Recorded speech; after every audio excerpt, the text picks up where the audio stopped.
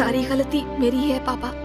मैंने सूरज से प्यार किया, जानते हुए भी कि मैं ये गलत कर रही हूँ। मैं सूरज को भुला नहीं पाई पापा, मुझे माफ कर दीजिए। What's happening here? क्या चल रहा है यहाँ पर? घर में एक जवान लड़की किससे बात करती है, क्या करती है, जाने बिना क्या कर रही थी तुम? लड़के का बाप हाथ में फोटो लेकर बात कर रहा है। तुम्हारी बेटी उस लड़के के साथ घूम रही है। ऊपर से 1 करोड़ रुपए मांग रहा है। 1 करोड़ नहीं, 10 करोड़ उसके मुंह पे मार सकता हूँ। मेरे लिए पैसा बड़ा नहीं है। अगर मैंने उसे दे दिया तो ये लड़की गलत है, मुझे हर किसी से यही सुनना पड़ेगा। मान जाओ मैं। बोलो। पापा, माँ को कुछ नहीं पता। तुम मुंह बंद रखो अपना। मैं तुमसे कोई बात नहीं करना चाहता हूँ। भैया, उसे सपोर्ट करना चाहती हो? भगवान के लिए मेरी एक बार बात तो सुन लीजिए। प्यार कब होगा, किससे होगा, कहाँ होगा, ये कोई नहीं जानता।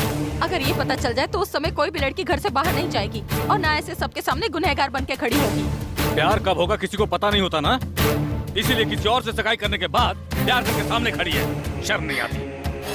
क्या मैंने इसी तरह की शिक्षा दी है? बिल्कुल शिक्षा दी थी। उसी की वजह से तो अपने दिल में किसी और के होते हुए भी आपके तय किए लड़के से शादी के लिए राजी हो गई।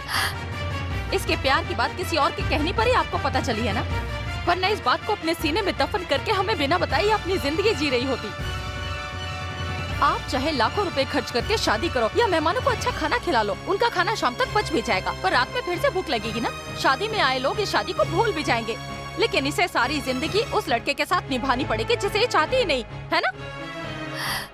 जरा सोच कर देखो, शादी में आए लोगों का आशीर्वाद जरूरी है या फिर इसके गले में मंगलसूत्र पहनाने वाला? मंगलसूत्र पहनाने वाला जरूरी है, मैं मानता हूँ, लेकिन एक को देखकर उसे पक्का करने के बाद अब ये कह रहे कि सूरज उसे पसंद है।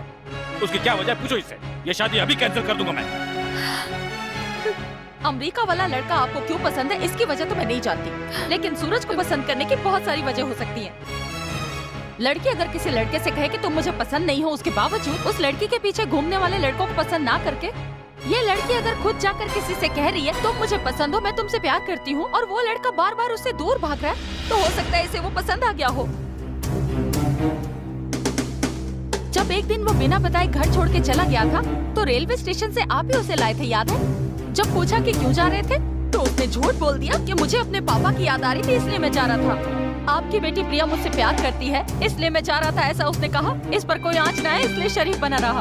वो अच्छा दिल से पसंद आ गया होगा। सिर्फ इतना ही नहीं, फ्रेंडशिप हो या फिर लव, दोनों की एक जैसी फीलिंग होती है ना। वो आपके फ्रेंड का बेटा है इसीलिए आपने उसे आउट हाउस में ठहराया हुआ है ना। उसी फीलिंग के साथ इसने उसे अपने दिल में जगह दे दी, दोनों एक ही बात है।